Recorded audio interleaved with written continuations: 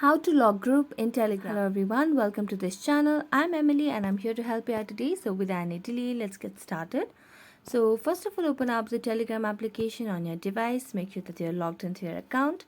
After logging into your account, tap on any of the group that you want to log. So for example, I'm going to go for this group over here. Then you just have a tap on your profile name or the group name over here. As you tap on the group name, you have a tap on the pencil-like icon over here at the top right corner. Then scroll down to tap on permissions. As you can see, all the permissions has been toggled on what members of this group can do. So just make sure you toggle off all these options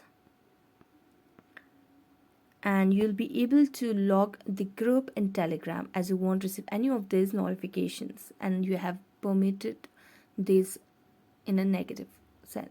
So thank you so much for watching this video. If you enjoyed watching it, don't forget to like, subscribe and hit the bell notification for more updates. That's it for today. See you next time.